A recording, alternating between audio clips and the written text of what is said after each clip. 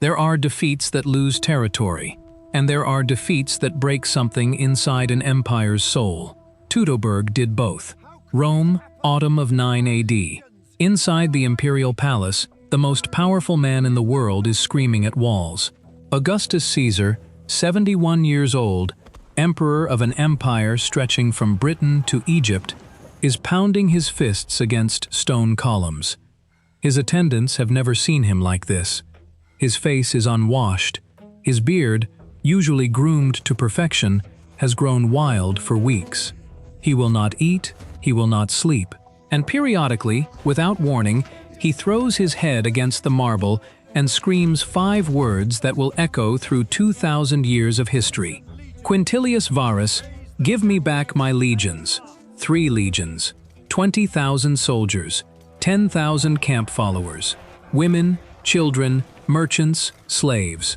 30,000 human beings walked into a Germanic forest and never came out.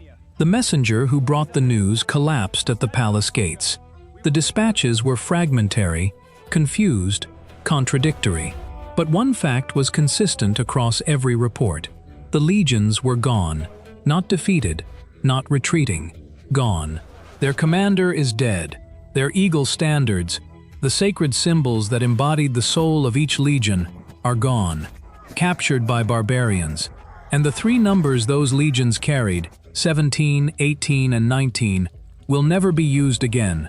No Roman legion will ever bear those numbers. They are erased from history.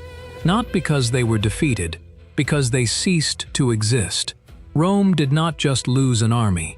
It lost the idea that it could not be stopped. And the man who stopped it was someone Rome itself had created. By 9 AD, Rome controlled the known world. The Mediterranean was a Roman lake. Egypt's grain fed Roman cities. Spain's silver filled Roman treasuries. Gaul, conquered by Caesar 50 years earlier, was already becoming Roman in language and culture. Greek philosophy was taught in Roman schools.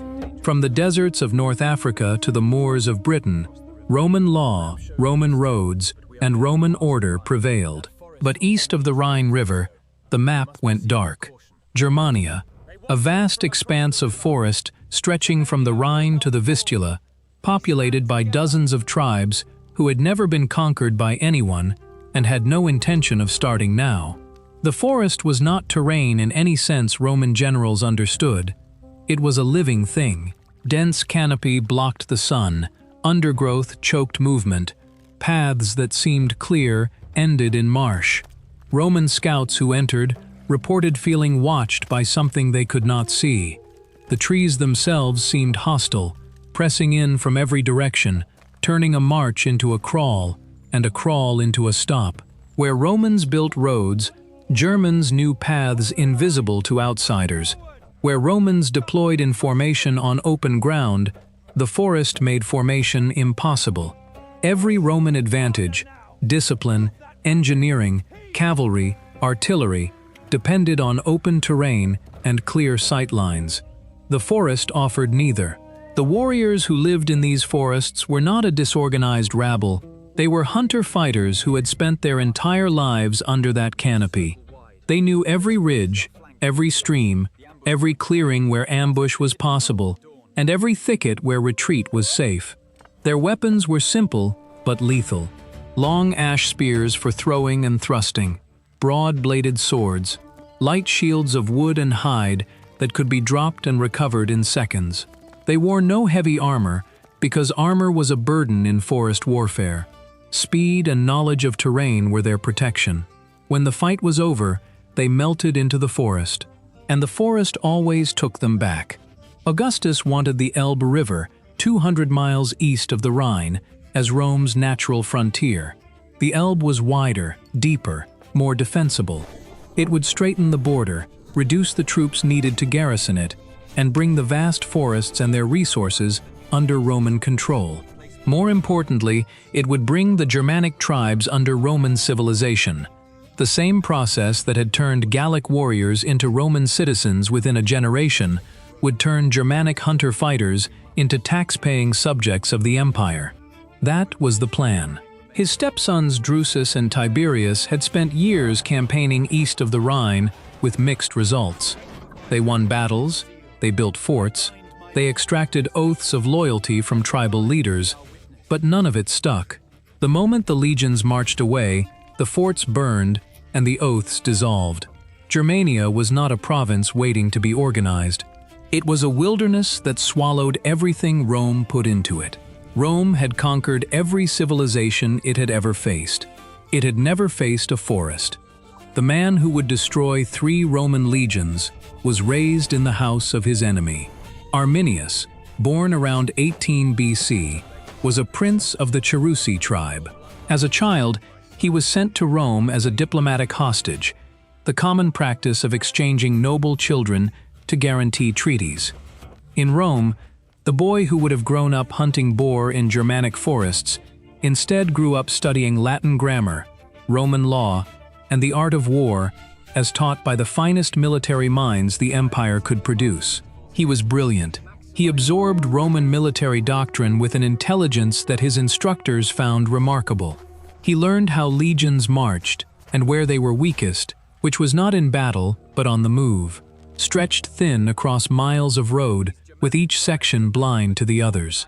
He studied the psychology of Roman command, the assumptions officers made about enemies they considered inferior, the overconfidence that came from decades of unbroken victory, and he identified the single greatest vulnerability in the Roman system: the column formation that moved armies efficiently through hostile territory also made them fatally exposed to flank attack in terrain where they could not deploy.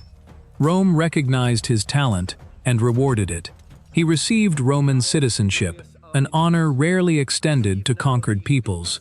He was elevated to equestrian rank, making him technically a member of the Roman aristocracy. He served with distinction in the Pannonian campaigns, fighting alongside Roman soldiers who trusted him with their lives. He was, by every external measure, a Roman success story. A barbarian prince, civilized, educated, and integrated into the greatest empire on earth. Rome created its own worst enemy.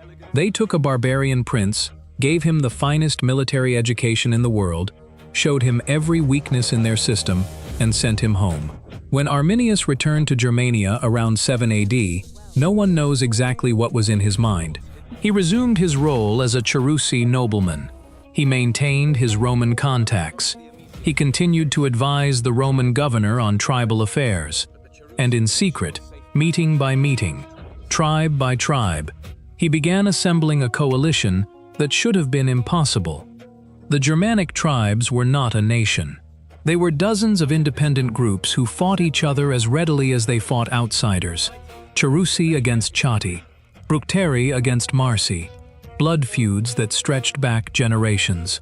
What Arminius achieved in approximately 2 years of secret diplomacy was nothing short of extraordinary. He convinced tribes with centuries of mutual hatred to set aside their grievances and unite against a common enemy. The details of how he achieved this are mostly lost, which is itself proof of how effectively the conspiracy was maintained. What survives suggests a campaign of persuasion conducted in forest clearings far from Roman eyes, offering each tribe something different: revenge for past atrocities, freedom from taxation, the return of hostages, but offering all of them the same thing: a chance to destroy 3 Roman legions in a single stroke, something no Germanic leader had ever achieved. Vercingetorix had united Gaul in the open, with speeches and appeals to national pride. Arminius united Germania in whispers, in forest clearings, in conversations that could never be overheard by the wrong ears. Because one wrong word to one Roman informant would have meant his immediate arrest and execution. Think about what Arminius carried inside him. He spoke Latin better than most Roman soldiers. He had friends in the legions, men who had fought beside him in Pannonia, men who had shared wine and stories and the quiet boredom of garrison life. And he was leading every single one of them to their deaths. History calls him a liberator. But liberation, in this case, required betraying every personal relationship he had built over a decade. His own future father-in-law, a Cherusci nobleman named Segestes, saw through it. Segestes went to Varus directly. "The barbarian is planning something. Arrest him now before it is too late." Varus listened. Varus nodded. Varus dismissed the warning entirely. Because Arminius was too Roman, too polished, too trusted, too useful. He was not fighting as a barbarian. He was fighting as a Roman who had changed sides. And that made him more dangerous than any barbarian army Rome had ever faced. The man Arminius chose to destroy was perfectly suited for destruction. Publius Quinctilius Varus was 55 years old, a patrician, a politician, married to Augustus's grandniece. His previous posting had been governor of Syria, where he had demonstrated a talent for taxation and administration that made him wealthy and universally despised. He was not a soldier in any meaningful sense. He was a bureaucrat in armor. Augustus appointed him governor of Germania because the emperor believed Germania was already conquered. Varus's job was not to fight. It was to organize, collect taxes, build infrastructure, establish Roman law. He was governing a province that had not actually been conquered yet, and he did not know the difference. Varus held court in his camp the way he had held court in Damascus. He heard legal cases. He settled land disputes between tribal leaders. He imposed Roman tax codes on people who had never used money. The Germanic chiefs who came to his table ate Roman food, drank Roman wine, and watched this middle-aged bureaucrat with his soft hands and his legal scrolls, and understood with perfect clarity that Rome had sent them an administrator instead of a warrior. They played along. Some genuinely submitted, others pretended, and one, the most dangerous one, sat at Varus's right hand and helped him plan the march that would kill him. Varus trusted Arminius completely. Why would he not? The man was a Roman citizen, an equestrian, a proven officer with service records and commendations. He spoke perfect Latin. He wore Roman clothes. He attended Roman dinners. He offered advice that was always helpful, always accurate, always designed to build trust that would one day be weaponized. Under Varus's command marched 3 legions, the 17th, 18th, and 19th. Approximately 20,000 combat soldiers, plus 6 auxiliary cohorts and 3 cavalry units. Behind them trailed 10,000 camp followers, wives, children, servants, merchants, and slaves. Supply wagons, pack mules, personal belongings. The column stretched 12 miles through the forest. Not an army marching to war, a city crawling through a forest. Blind, deaf, and trusting the one man who had arranged its funeral. In the autumn of 9 AD, Varus began his annual march west from the summer camp to winter quarters on the Rhine. The standard route followed established roads. Safe, predictable, patrolled. Arminius suggested an alternative, a detour through the Teutoburg forest. Reports of a minor tribal uprising required attention, he said. A faster route existed through the forest that would save days of marching. Segestes made his final warning. He practically begged Varus, "Arrest Arminius. Arrest his co-conspirators. Do it now, tonight, before it is too late." Varus smiled at the old man's paranoia and gave the order to march. Arminius rode with the column for the first few miles. He joked with officers he had served with in Pannonia. He shared intelligence about the route ahead. He was helpful, calm, professional. Everything a trusted Roman auxiliary officer should be. Then he excused himself. Scouting ahead, he told Varus. Standard practice, nothing unusual. He would rejoin them at the next camp. He never came back. Instead, he rode hard into the forest, where 15 to 20,000 Germanic warriors waited in positions along 8 miles of narrow forest track. Positions he had personally selected during weeks of secret preparation. Each ambush point was chosen for maximum advantage, where the path narrowed between slopes, where marshland prevented retreat, where fallen trees could be pushed across the track to break the column into isolated segments. The trap was set with the precision of a Roman engineer, because that is exactly what Arminius was. The column entered the forest like a snake sliding into a pipe. 12 miles long, only a few men wide where the trees pressed closest. Wagons scraped against trunks. Mules stumbled over roots. The canopy closed overhead, turning afternoon into twilight. And then it began to rain. The rain was the first weapon. It fell before the first spear. Continuous, cold, relentless autumn rain that turned forest paths into mud channels. Every piece of Roman equipment was designed for dry conditions, and the rain undid all of it. Shields made of layered wood absorbed water and doubled in weight. Bowstrings went slack. Leather armor straps expanded and loosened. Javelin shafts became impossible to grip. Within an hour, the most technologically advanced army in the world was carrying waterlogged dead weight through a swamp. The ground that Roman boots were designed for, firm-packed earth or paved roads, became a sucking morass that grabbed at every step. The column slowed, then it stopped.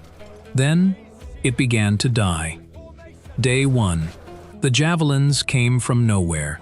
One moment the column was struggling through mud and rain. The next, iron-tipped shafts were punching through men and shields from the darkness between the trees. There was no warning, no war cry, no visible enemy, just death arriving from the forest like weather. The first Romans died without seeing their killers.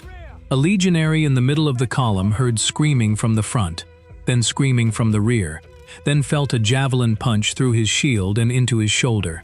He never saw who threw it. The forest had come alive with death, and every tree seemed to contain an enemy. Centurions screamed for formation, but formation requires space to form, and the forest offered none.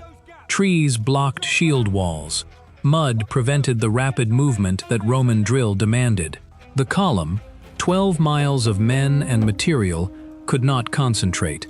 Each section was cut off from every other by distance, terrain, and the warriors who materialized between them like ghosts. The Germanic fighters attacked in waves designed to maximize confusion. Strike the flanks, melt into the trees, strike the rear, disappear, strike the middle, vanish. They did not charge. They did not engage in the close quarters combat where Roman gladius and scutum were supreme. They threw javelins from the shadows and retreated before the Romans could close the distance. Every Roman strength became a Roman weakness. Heavy armor that stopped blades also exhausted the men wearing it as they stumbled through mud. The short sword that dominated hand-to-hand combat was useless against enemies who would not come within arm's reach. The discipline that made legions invincible on open ground became a liability in terrain where no one could see or hear orders. Wives, children, servants screamed as the military column disintegrated into individual nightmares. A merchant's wagon overturned, blocking the path. A centurion's wife was cut down trying to reach her husband. Soldiers who had trained to fight shoulder to shoulder found themselves fighting alone between trees they could not see past. When night fell, the survivors regrouped where they could. Officers tried to establish perimeters. Some succeeded. Others found their positions overrun before dawn.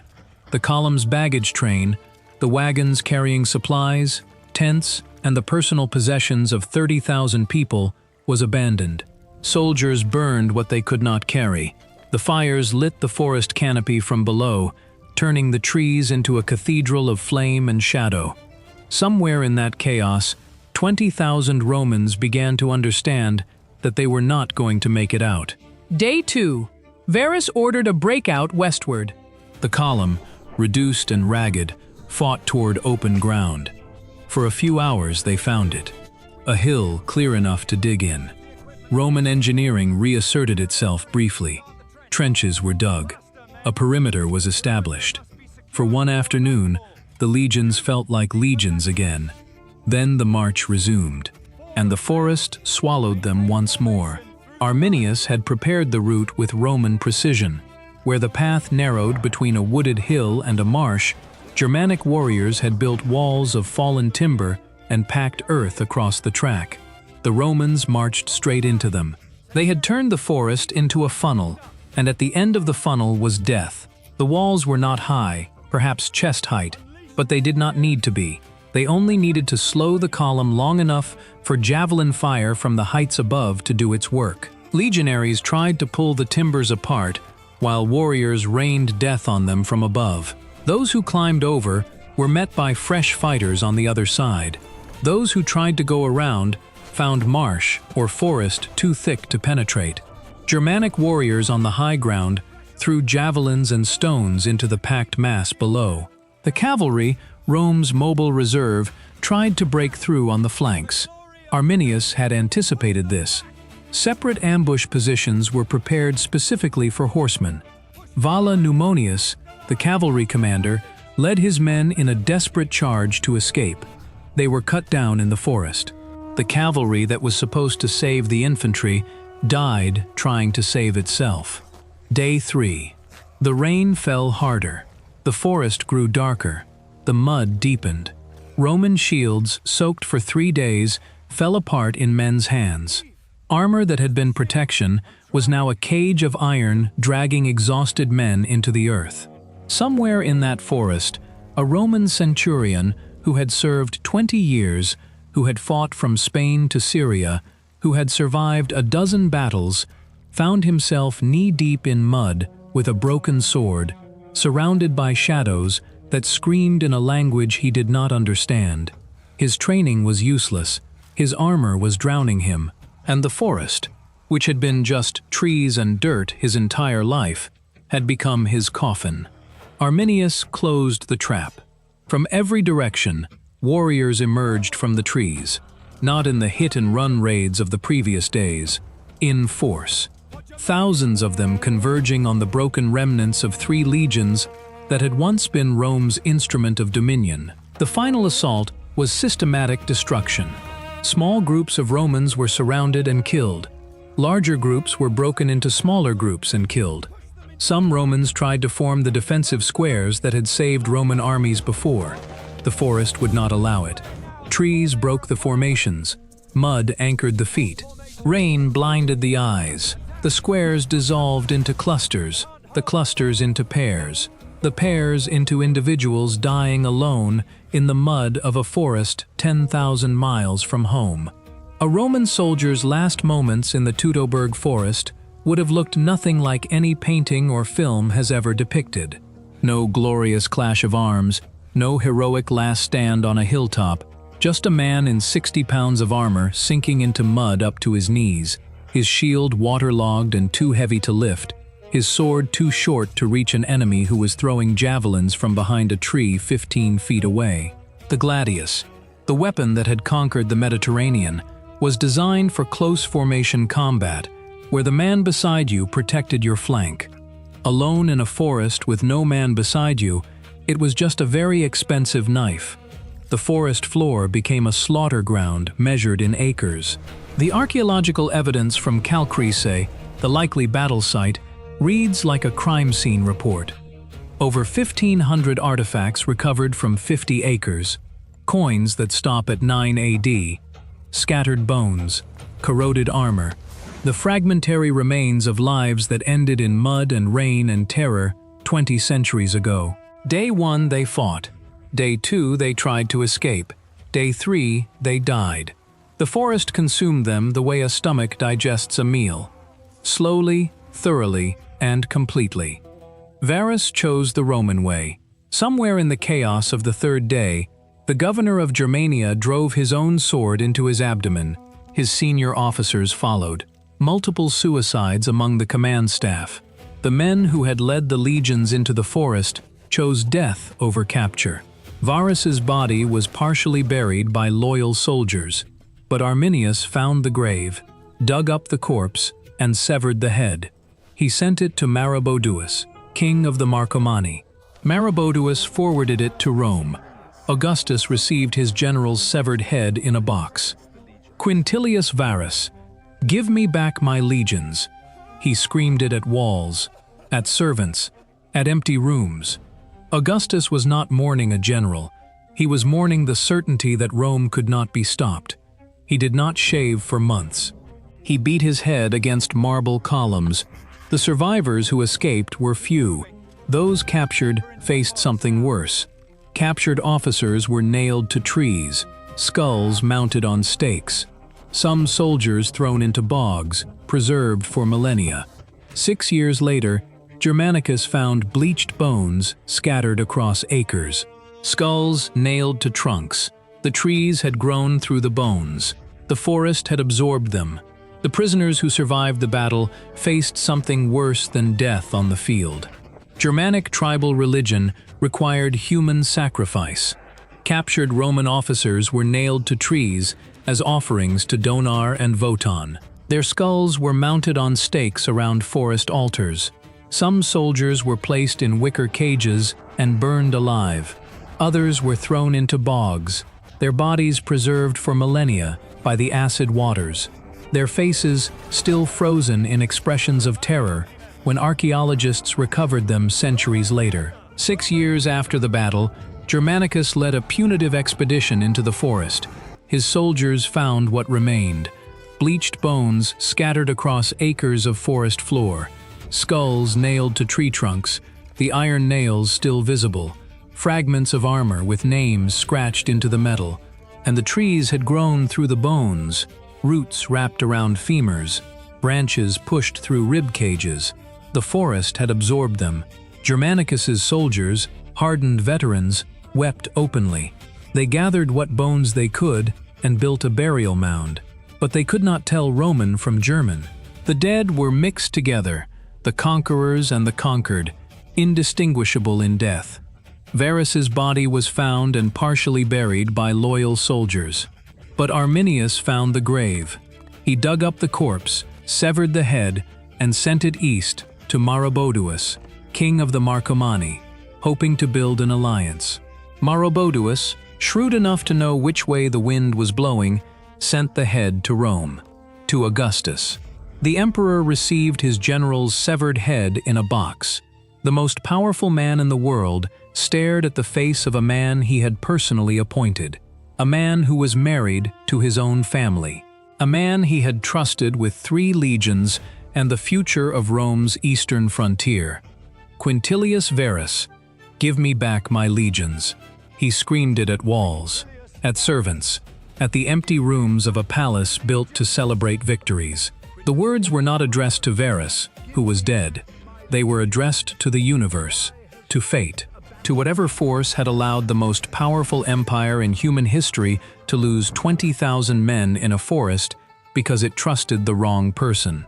Augustus was not mourning a general. He was mourning the certainty that Rome could not be stopped. That certainty died in the Teutoburg forest, and Augustus knew it before anyone else did. He did not shave for months. He beat his head against marble columns. He refused to celebrate the anniversary of his greatest victory for the rest of his life. The 3 eagle standards, the gilded eagles that each legion carried as its sacred identity, were gone, captured by barbarians, displayed as trophies in Germanic shrines. The numbers themselves became ghosts. 17, 18, and 19 were retired from the Roman military forever. No legion would ever carry those numbers again. In a civilization that believed in the divinity of its own destiny, those 3 empty numbers said more than any defeat on a battlefield. They said Rome could be broken. Rome never conquered Germania. Tiberius, who succeeded Augustus, sent armies across the Rhine for punitive expeditions. Germanicus recovered 2 of the 3 lost eagle standards. Roman forces won tactical victories. But the strategic decision had been made. The Rhine would be the border. Not the Elbe, not the Vistula, the Rhine. The most powerful empire in history looked at a forest and decided it was not worth the price. That decision, made in the aftermath of 3 days of dying in a German forest, drew a line across Europe that still exists today. West of the Rhine, Roman civilization took root. Latin evolved into French, Spanish, Portuguese, Italian, and Romanian. Roman law became the foundation of Western legal systems. Roman roads became the highways of medieval Europe. Roman Christianity became the organizing principle of an entire civilization. East of the Rhine, none of this happened.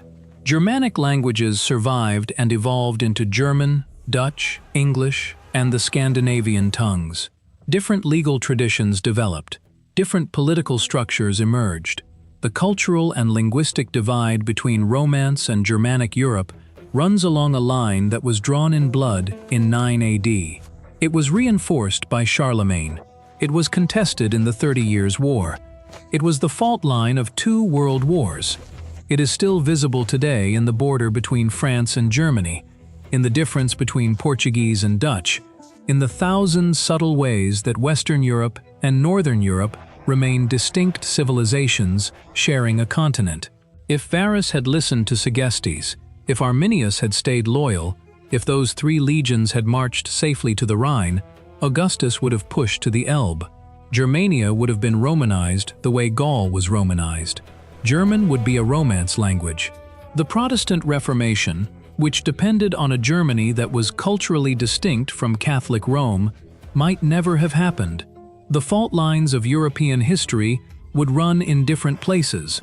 The wars would be fought over different borders. The world we live in would be a different world, all because one man the Romans trusted decided that freedom was worth more than citizenship. Arminius did not live to see what his victory created. The liberator of Germania tried to do what Vercingetorix had tried in Gaul, and what would fail for the same reason.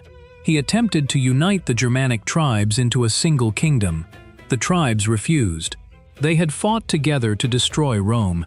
They had no interest in being ruled by each other. Arminius was murdered by his own relatives in 21 AD, 12 years after his greatest victory. The charge against him was tyranny. The man who had united Germania against Rome was killed by Germans who feared he was becoming too much like the Romans he had destroyed. Too Roman for the Germans who killed him. Too German for the Romans who had trained him. A man who belonged to no world because he had destroyed the bridge between them. His wife Thusnelda, daughter of the very Segestes who had tried to warn Varus, was captured by Germanicus and paraded through Rome in chains. Their son, born in Roman captivity, was raised as a gladiator and died in an arena. The family of the liberator ended as Roman entertainment. Augustus died in 14 AD, 5 years after Teutoburg.